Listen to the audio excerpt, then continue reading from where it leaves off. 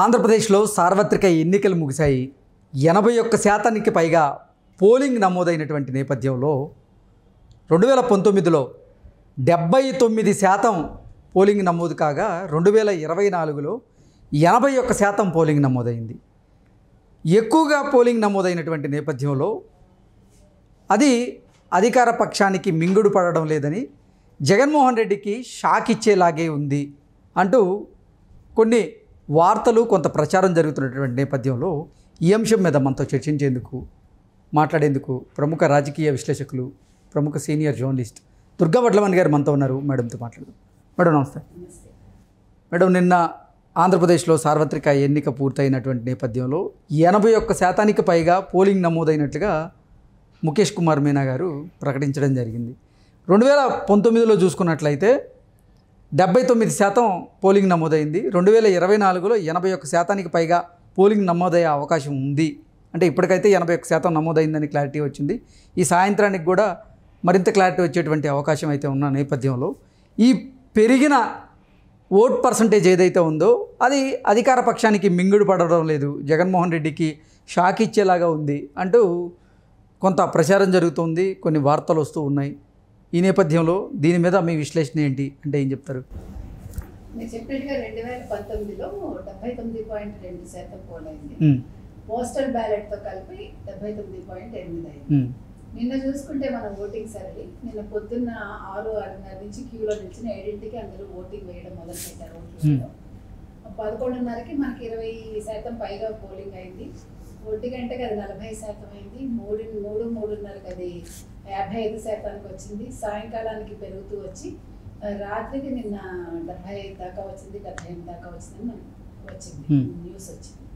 అయితే క్యూ లైన్లో 10 వరకు ఉన్నారు కాబట్టి ఉన్న వాళ్ళందరూ ఓటు వేస్తారు కాబట్టి ఆ పోలింగ్ శాతాన్ని రేపు ప్రకటిస్తామని ఇవాళ ముఖేష్ కుమార్ మీనా గారు ప్రకటించడం జరిగింది. సో వారి అంచనా ప్రకారం ఇప్పటి వరకు అయితే ఖచ్చితంగా 79.8 పైనే వచ్చింది. 81% అఫీషియల్గా ప్రకటించేశారు. అదే చెప్తున్నా, అన్ని కలిపి అంటే పోస్టల్ బ్యాలెట్ ఇవన్నీ కలిపి 81% ఆయన చెప్పారు. వాళ్ళు ముందే చెప్పారు ఈసారి 81 నుంచి 83 వరకు పోలింగ్ శాతం ఉండొచ్చు అని ముందే అంచనా జరిగింది.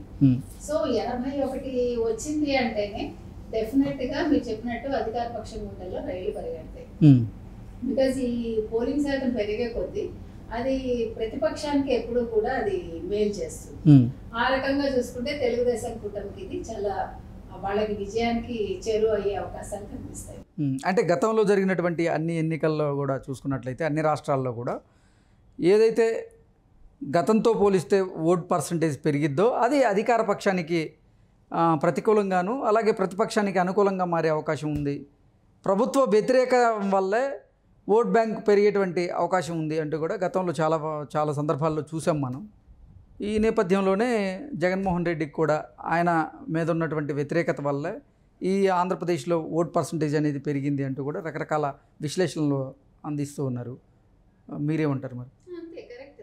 ఎందుకంటే ఎప్పుడు కూడా పెరిగిన పర్సంటేజ్ ఎప్పుడు కూడా అననుకూలత అధికార పక్షానికి, అనుకూలత ప్రతిపక్షానికి ఉంటుంది. గత ఎన్నికలు ఏవి చూసుకున్నా కూడా అంటే ఈ రాష్ట్రం అనే కాదు, ఒక ఆంధ్రప్రదేశ్ అనే కాదు, ఏ రాష్ట్రానికైనా ఇది వర్తిస్తుంది. ఎందుకంటే అది ప్రజల నాడిని సూచిస్తుంది. వాళ్ళలో ఉండే వ్యతిరేకతకి అది చిహ్నంగా మనం చెప్పుకోవచ్చు.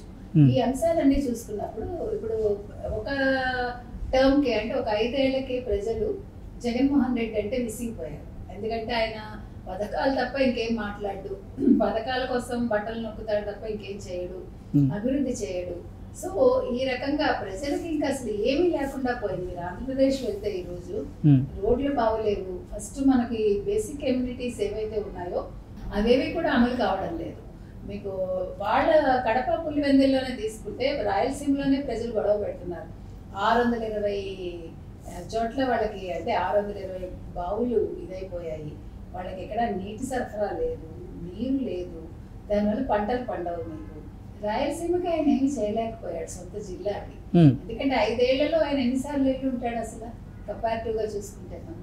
సో ఇవన్నీ కూడా ఆయనకి ఈరోజు ఈ పోలింగ్ శాతం పెరగడానికి ఆయన మీద ఒక అనానుకూలత రావడానికి దారితీశాయి. అయితే చివరిలో ఏదైతే ఒక 10 రోజుల ముందు వచ్చిన ల్యాండ్ టైటిలింగ్ యాక్ట్ ఉందో అదేమీ పెద్దగా ప్రజల్లోకి వెళ్ళలేదు అంటారు కానీ వాళ్ళకి వాళ్ళు చెప్పుకున్నారు కానీ దాని ప్రభావం కూడా చాలా ఎక్కువగా ఉంది. నిజంగా ప్రజలకు అది అర్థమైందని మనం అనుకోవాలి. ఎందుకంటే ఓటింగ్ సర్వేని చూసినప్పుడు ఓటింగ్ శాతం పెరిగినప్పుడు డెఫినెట్గా ప్రజల్లో అది కూడా ఇంపాక్ట్ చూపించింది. కానీ వైసీపీ అధికార ప్రతినిధిగా ఉన్నటువంటి సజ్జల రామకృష్ణారెడ్డి గారి మాత్రం నిన్న ప్రెస్ మీట్ పెట్టి ఈ పెరిగిన ఓట్ పర్సంటేజ్ ఏదైతే ఉందో అది వైసీపీకి అనుకూలంగానే ఉండే అవకాశం ఉంది అంటూ కూడా ఆయన డంకా బజాయించి చెప్తున్న పరిస్థితులు మనం చూసాం. ఏంటి ఆయన కమెంట్స్ని ఎలా చూడొచ్చు మనం? నిన్న ఆయన ఒక మాట అన్నాడు అదే నోటితోటి, ఎవరు నెగ్గుతారు అన్నది పక్కన పెడితే అని ఒక పదం వాడాడు. ఖచ్చితంగా మేము నెగ్గుతామని ఎక్కడైనా చెప్పాడు ఆయన? ఎక్కడ వైసీపీ వస్తుందని ఆయన చెప్పలే, మీరు గమనించండి. ఓకే, అంటే ఆ వైసీపీ అధికారంలోకి రాబోతుందంటే చెప్పారు కదా అని అన్నాడు. మళ్ళీ ఈ మాట ఎందుకు అన్నాడు? ఎవరు నెగ్గుతారు అనేది పక్కన పెట్టండి అన్నాడు ఏదో ఒక అంశంలో. ఆ మాట రాకూడదుగా. వైసీపీ మీకు నిన్న ఆయన మాటల్లో ఎక్కడైనా మీకు ఒక ఖచ్చితత్వం కనిపించిందా? ఇప్పుడు వైసీపీ వస్తుంది అని చెప్పటం వేరు, వైసీపీనే వస్తుంది అని ఒక గంట బజాయి చెప్పాడు ఆయన? చెప్పలేకపోయాడు. మీరు నిన్న మొత్తం ఆ ప్రెస్ మీట్ చూసారంటే ఆయన ఎంతసేపు సెల్ఫ్ డిఫెన్స్ లో పడ్డాడు. మీరు చూసుకుంటే మా వాళ్ళందరూ కూడా చాలా కంట్రోల్లో ఉన్నారు, వైసీపీ వాళ్ళు ఎటువంటి అరాచకాలు చేయలేదు, తెలుగుదేశం వాళ్ళే చేశారు, ఏకపక్షంగా మాట్లాడాడు. సో అవసరం లేదు, నువ్వు నెగ్గుతావు అనుకున్నప్పుడు వాస్తవాలు మాట్లాడి ఉండాలి. అవునా కదా? వాస్తవాలు ఏం మాట్లాడాడు ఆయన? ఏం చెప్పాడు? నిన్న కూడా పథకాల గురించి మాట్లాడతాడు ఆయన. పథకాలే గెలిపిస్తాయంటాడు తప్ప మేము అభివృద్ధి అంటే మీరు కొత్తగా ఈ అభివృద్ధి గురించి ఈ వారం 10 రోజుల్లో మాట్లాడారు. మీరు గమనిస్తే మనకి ఇదేంటి ప్రచారం ఇంకా ఆగిపోతుంది అన్న ఒక వారం 10 రోజుల ముందు నుంచి వాళ్ళు అభివృద్ధి అనే పదం గురించి మాట్లాడటం మొదలు పెట్టారు.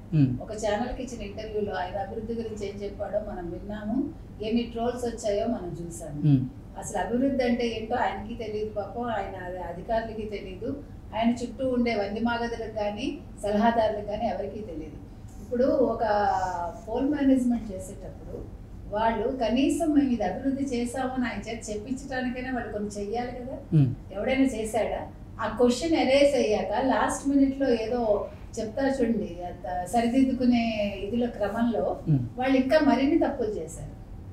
చేయూతంటే చేపలు 5 ఏళ్ళుగా ఆయన చెయ్యి పట్టుకుని నడిపిస్తే చేపలు పడ్డ నేర్పించాను అన్నాడు ఆయన. ఒక ఉదాహరణకి పానీపూరి, ఇవన్నీ ఒక రాష్ట్రానికి ముఖ్యమంత్రి మాట్లాడాల్సిన మాటలా మీరు చెప్పండి. ఏది గెలిపిస్తుంది వాళ్ళని? వాళ్ళు ఏం చేశారని గెలిపిస్తుంది? పథకాలు ఇంతకు మించి పథకాలు చంద్రబాబు నాయుడు గారు అంతకుముందు ఇచ్చారు, ఎన్టీ రామారావు గారు ఇచ్చారు, అందరూ ఇచ్చారు. కానీ దానికి మించి ఈ రోజు ఇస్తానని ఆయన చెప్పారు. ఎవరు? చంద్రబాబు నాయుడు కావచ్చు, లేకపోతే తెలుగుదేశం కూటమి కావచ్చు. సో ప్రజలు బేరీజ్ వేసుకుంటారు కదా. ఇప్పుడు వాళ్ళు చెప్పిన నవరత్నాల కంటే ఎక్కువగా వీళ్ళు ఇచ్చారు కాబట్టి సో ఇవన్నీ కూడా మీకు రేపొద్దున పోలింగ్ శాతం మీద దాని ప్రభావం నిన్న చూపించాయి. ఇవి డెఫినెట్గా ఈ కూటమి ఏదైతే ఉందో తెలుగుదేశం కూటమికి అవి ఫర్గా మారి వాళ్ళకి విజయావకాశాలు అందిస్తాయి. సో జూన్ 4న మనం చూద్దాం. ఓకే అండి, థ్యాంక్ యూ సో మచ్.